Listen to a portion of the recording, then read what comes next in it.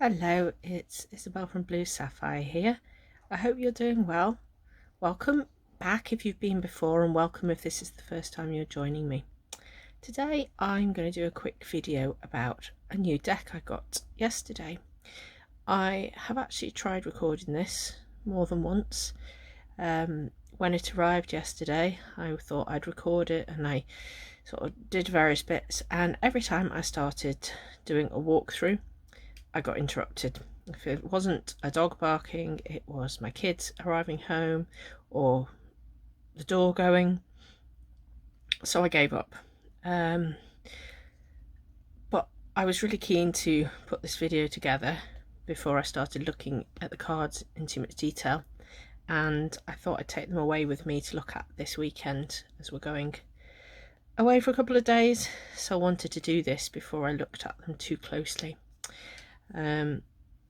So I saw Leela, who has created this deck, post on a Facebook group, I think it was last week, about this deck that she just released, and I don't know what drew me to it. I think she shared a card or something, but I sort of went and had a nosy and saw a couple of cards and was really taken.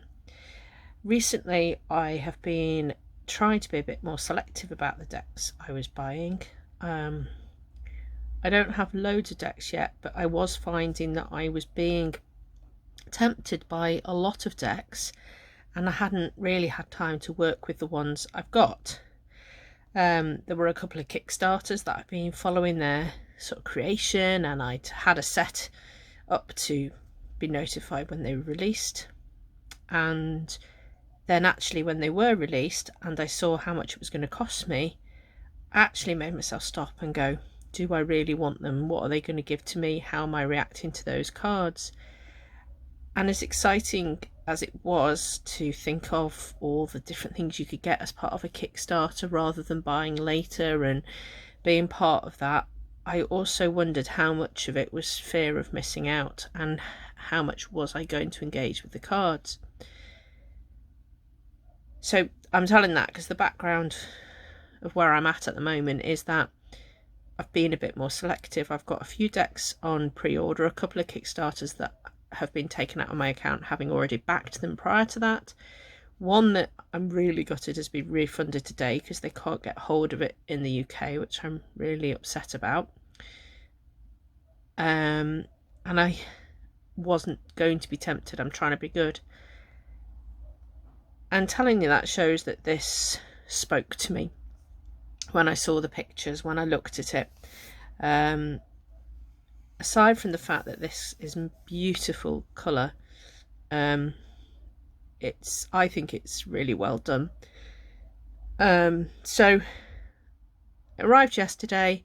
It had came far quicker than I was expecting. So Leela's based in, I think it's the Czech Republic, and she posted it really quickly. I think I ordered it and it was posted within about 24 hours. But I hadn't expected it to arrive so quickly. So I was so excited when it did arrive yesterday. It came in a really well wrapped box. It had bubble wrap in it.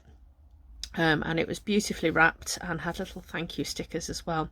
So I did film my unboxing, my unwrapping yesterday, but as I say, the videos all went a bit wrong, and I thought, you know what, you don't need to see me struggling with bits of string and bits of paper. So here's the deck. Now actually in real life it's much more purple than I think it's showing up on the screen. It's purples and pinks and blues, and this is sort of crystalline here. So I'm just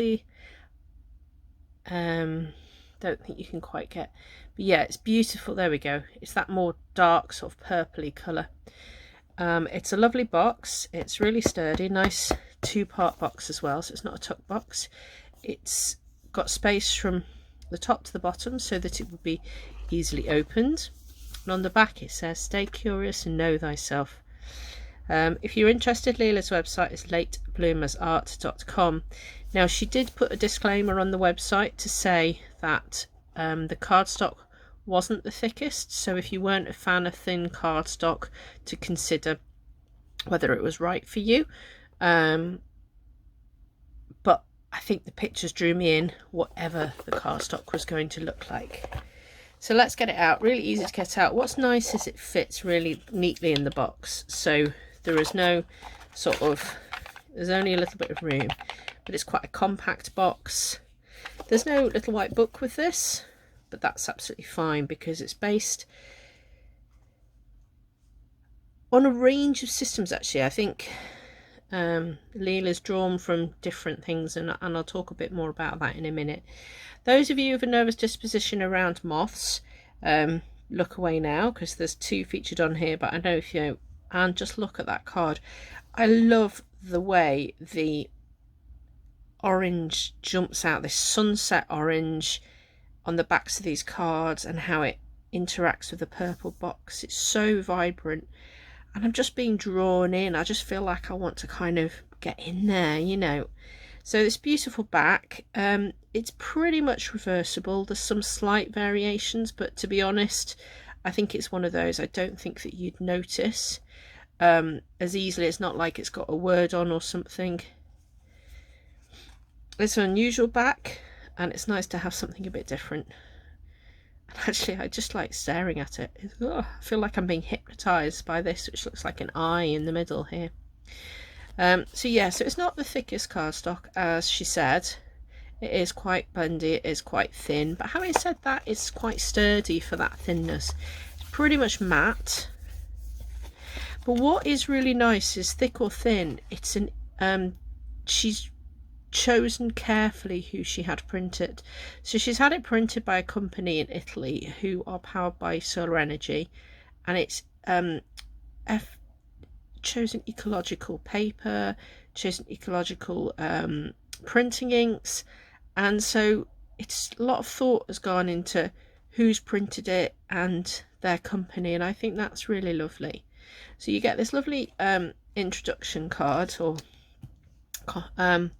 title card, and then the deck. So as I say, it's actually 79 cards, so there's an extra bonus card. It's fairly standard size. I've matched it up to my mass market Lightseers. Obviously you can see it's not thick because of the thinness of the card, but it's still fairly sturdy, and actually it feels really, do you know what, it feels really smooth. It's not gilded or anything, so you know, if someone was wanting to mod, you could mod it in that really lovely orange. But to be honest, I quite like the fact, because it's a very colourful deck. You can see the colours coming through here. You won't be able to pick it up on camera, but if you had it yourself, no, that's not going to happen, is it? Yeah, so it's not gilded or coloured or anything. So shall we have a look at the cards then? So as I say, one thing I did read about this deck was that for the miners, Leela has kind of channeled a little bit the elements and the numerology, rather than sort of focusing on the actual trying to zoom my camera in while I talk, and all I'm doing is making you bounce all over the shot and lose place. Useless, aren't I? I'm having quite a bad few days, really. So here we go. So we start off with our beautiful Fool. So at first glance, it's kind of all those colours, but you can see the shape of a person here, sort of in a kind of leaping motion, arm out, leg out here. What's nice, you can't tell really male or female. You could put yourself into that character. You could put yourself in there and think, what are they doing? Are they dancing? Are they leaping for joy? Are they excited?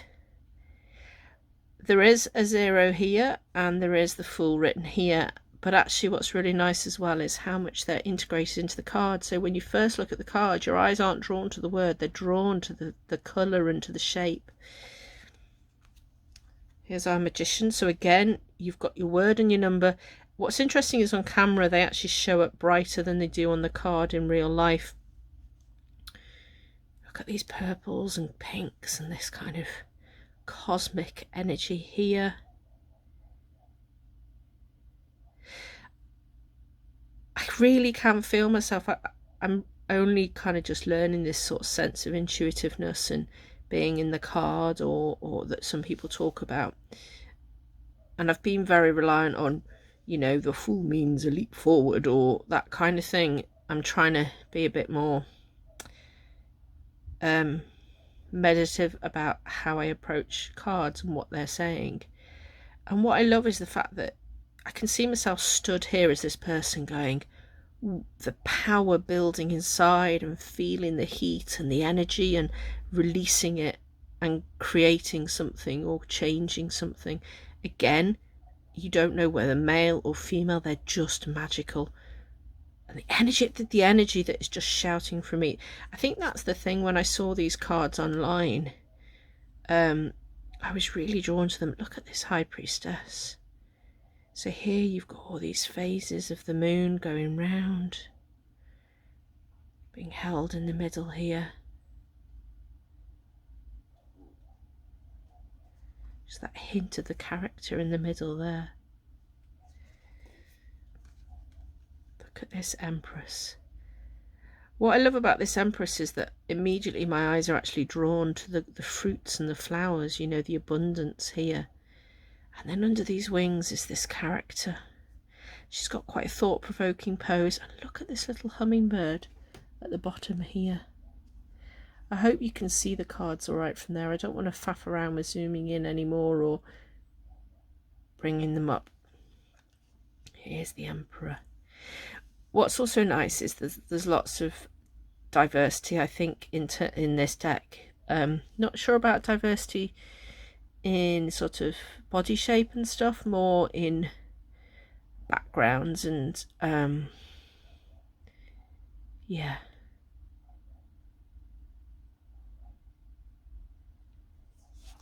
Look at the Hierophant. So with the Hierophant, you've got this kind of eye here, so it's like it's all seeing, just this energy and knowledge. Probably not my most favourite Hierophant card, if I'm honest, but look at this. This is a tree, I think, and a flower.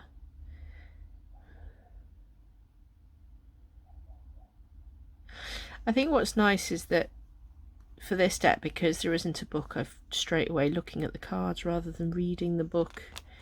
And sometimes the book can be really helpful to get the understanding of what the person was thinking when they drew or created the card, but sometimes it means that I stop thinking about what I can see. So here we have a pair of beautiful lovers. You've got the wings here and almost sense of wings here as well. You've got the sacred geometry at the top here. I don't know how clear that is. Let me just bring that in a little bit. You can see the sacred geometry grids at the top. Almost got crystals floating around them with the bright lights. Again, they shine better on the camera. You've got this couple. Okay, this is what you'd probably call a standard heterosexual couple.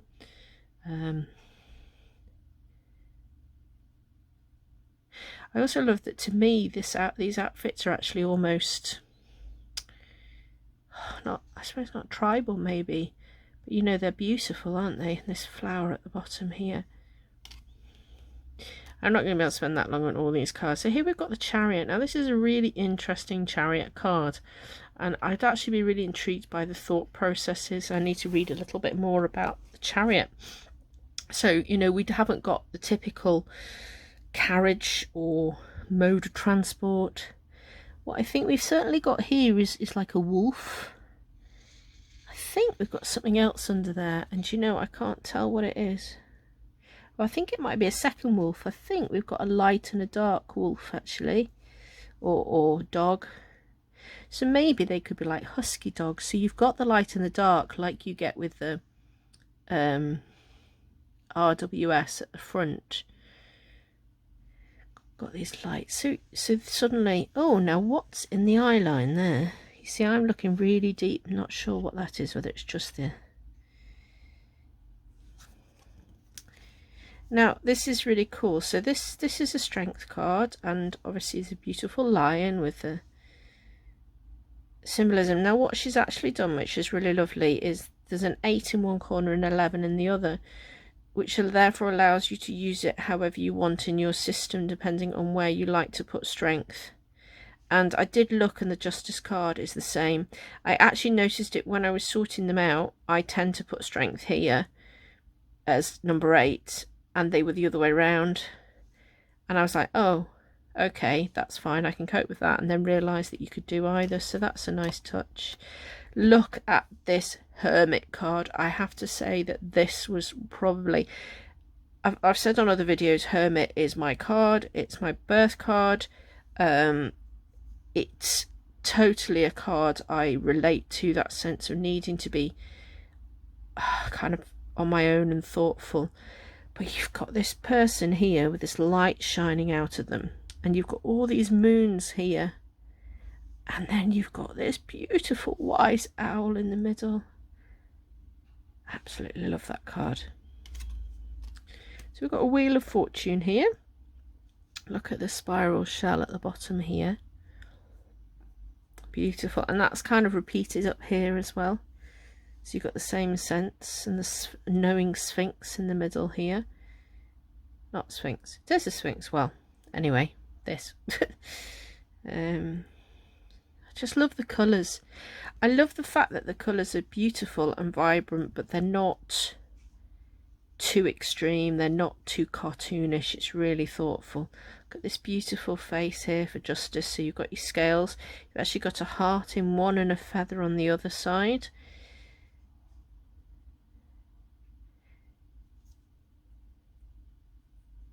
So there's your 8 and your 11 for that one. Simple Hanged Man here, and again, actually, you know, it could be anybody, it could be, I think this is very simple, beautiful water at the bottom here. This shouts of that suspension to me, being almost suspended in time or suspended over water, which is something I always think of when I see this card.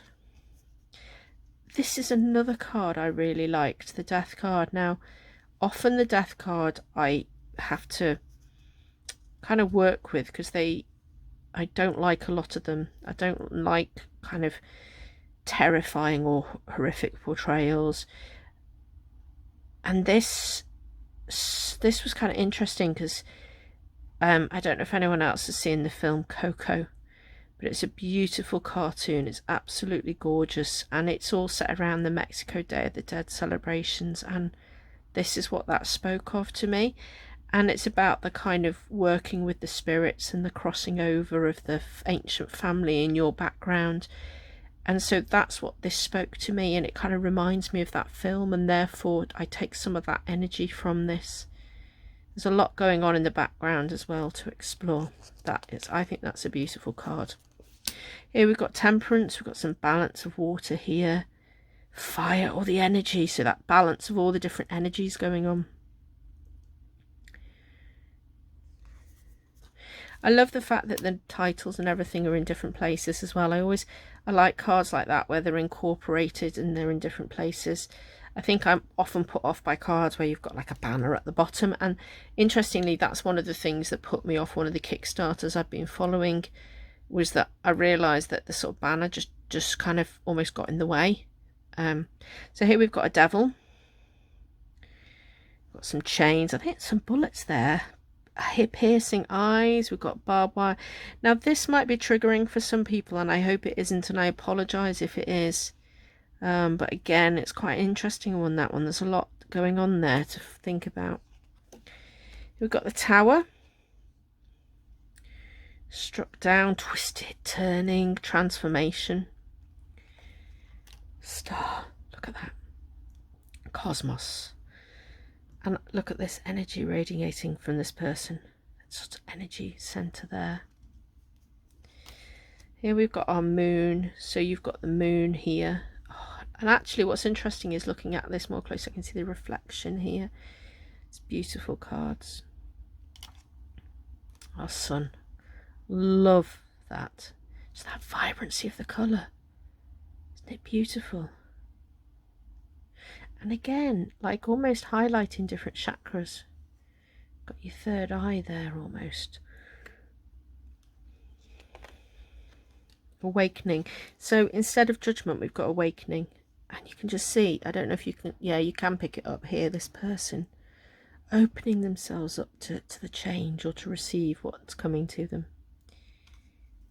And the world. And actually, look, to me, this is a repetition of the Fool, the shape of the Fool that we had at the start. So then we go into the minors. So with the minors, they're not all portrayed like as obvious as, you know, here's one wand, here's two. They're not Pip. And what she's done is try to take some of the elemental and the numerological sense as well. So you've got your Ace of Wands. So here where you've got your Two of Wands, you can see that actually you've got two dragons here, but you haven't just got two single wands. So this is going to be interesting for me to kind of feel these cards a little bit more and work with them. So here we've got a trefoil, or however you say it, which is a different portrayal of that Three of Wands. And this harks a little bit back to some of the old Marseille style, I think. Whoops. Okay, so here we've got 4. So again, this is kind of repeating the 2. So these are obviously kind of ones that go from top to bottom. So whereas in this one we had the 2, and then now you've got the 4. So actually that helps me to understand what the symbolism's kind of doing here. Look at the 5. So here she's used silhouettes. 6 of Wands. There's a very happy person in there. Yeah, so this is a really different way of portraying. It's more about the energy and the feeling that's coming from these. So this is really intriguing. Look at this 7 of Wands. Look at the lion. Beautiful. I love the fire in all these cards. You can tell they're wands, can't you? That fiery emotion. Look at the delight and the rainbow and energy. There's the distress a little bit here.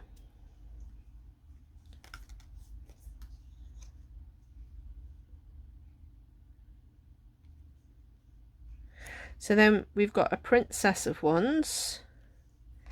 And we have a Prince of Wands. Now the Prince then brings the dragon character back in here, the sort of Chinese dragon. A Queen. And a King. I think, yeah, these look. And here comes the lion back again. So that's really interesting. And that's like the crown she used somewhere else as well. So we've got our cups now. So obviously cups, very water elements. We've got the moon. So she's used a shell. So we're on to thoughts and stuff now, aren't we? So we've had... Oh, I always get them mixed up still at the moment. Anyway. Oh, your wands are action, aren't they? So, yeah. So anyway, we've got 2 here. We've got 2 fish at the bottom, hands holding. So similar, usual, there's hands involved, but just very different as well. 3. So now we've got very watery colours. Now the 4 is, that's interesting. It's crystal here in the middle. She's obviously really fed up.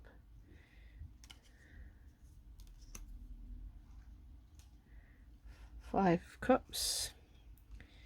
6 of Cups. Look at that. 7. Thought in that face there. Processing. 8. Looking out. 9. I still don't know the cards well enough. I do apologise. I'm sure someone else can kind of relate these slightly better. And you see the colour matching across. And then 10, and we come back from 1. We cycle through. Let me just find number 1. And look. We almost cycle through. There's that shell again, and there's the moon, but this time instead of them being kind of those waning crescents, we've got full moons. Here's our princess, quite emotional there, beautiful. The prince, look at the home. And these flowers coming through these cards here as well. Here's the shell coming back in the queen. And the king. Look, there's that kind of third eye thing again with the cosmos almost up there. Right, so we're on to our swords now. Look at that. Pow!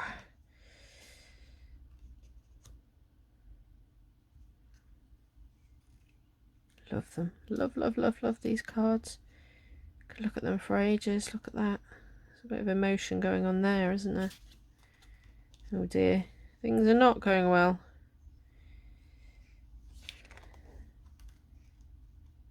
Now they've become feathers. Something in the background as well. 6. Things are getting more and more tough around here, aren't they? She's in a boat, look. That's the traditional. But it's funny because I was drawn straight to her rather than seeing that at first. Look at the fox. Oh, this is gorgeous. This deck is beautiful. I really like it. Some of it's a little bit triggering. I do apologise. This looks a little bit triggering for some people. Certainly we've got what looks like a crown of thorns and almost being blinded here. So, yeah. 9 of Swords, bats, darkness, depth of night. Wow. Plaguing your thoughts, that kind of thing, I think, isn't it? 10. We're coming out the other side, folks. We're good. There's a hint of a person in there, actually. Got a princess with her owl, learned, gaining thoughts. A prince, look at that, we're off. Queen. She reminds me of a little bit of Tilda Swinton in the films of the Narnia series. There's an owl again and a crown at the bottom. And there's the owl again, and here's... Right, we need to work out what's going on. There's owls everywhere. Love it, love it, love it, love it. Now look at this, we're on to our pentacles. That's gorgeous. I think you can see the bee in the middle there. Materialism. Oh, a maze. Yin and yang.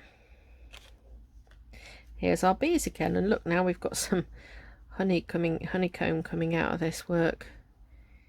And being productive. There's a little hobbit house, and we've got some pumpkins, so you know. So actually, I wonder whether she almost channels a little bit of kind of one of the elf queens here from Lord of the Rings. That's definitely like a little hobbit house, that one. Oh, look at that. Now this is kind of beautiful stained glass and these little lamps.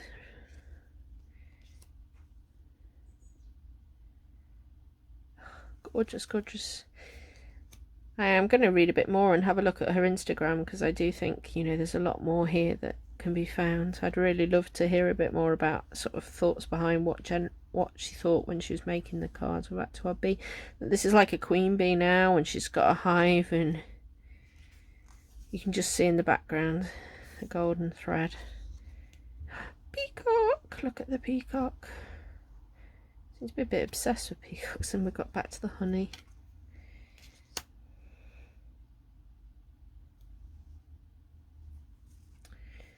These cards are beautiful, yin and yang again here.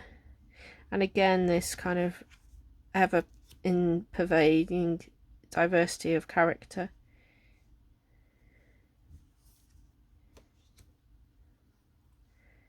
Beautiful, beautiful, beautiful. That's all I can say. Look at that king. 'Tis me. And then we have one extra card, and that's Communion, which I think is a beautiful card of bringing together or communing with spirit. Use your third eye. You've got your crown of crystals.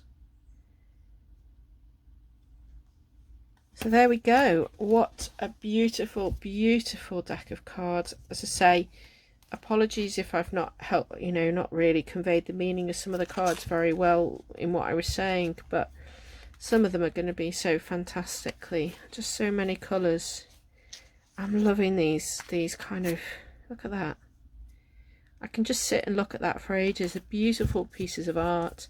Lovely deck. I'm really glad I got it, as I say, and it's not expensive.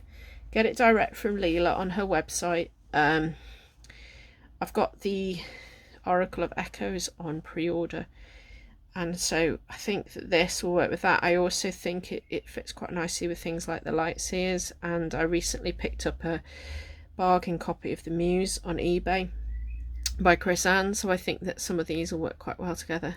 But I'm looking forward to making some comments. I've been kind of inspired by this deck to maybe do some open journaling where I just take each of the cards and just sort of write what my initial thoughts are,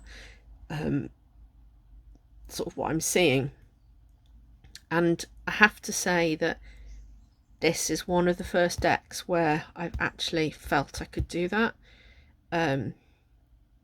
I've been trying to study the cards like a proper study with a study book and writing stuff down, and I have to say that I just don't get that intuitiveness with my kind of universal weight I was doing for that. But this certainly, and I think kind of the same with sort of the Lightseers and Muse, those kind of cards. But this deck is the first one where I've actually picked up some of these cards and gone, oh yes, that looks like this, or you know, I can see here we're not sure, and look, she's got a hand on it, you know, and actually see what I learn. But anyway, this is the Inner Gems Tarot, a most beautiful deck, I think. As I say, she does give the disclaimer that it's not the thickest cardstock in the world, but it's a beautiful size, it's beautifully presented, it came really quickly, it wasn't extortionately expensive, and I'm going to be watching her Instagram for any beautiful gems that come out of her in the future. Excuse the pun. Thank you for sticking with me. Apologies that this has been a bit longer than I was planning, but I hope you've enjoyed exploring the cards with me, and I'll be back soon. Bye.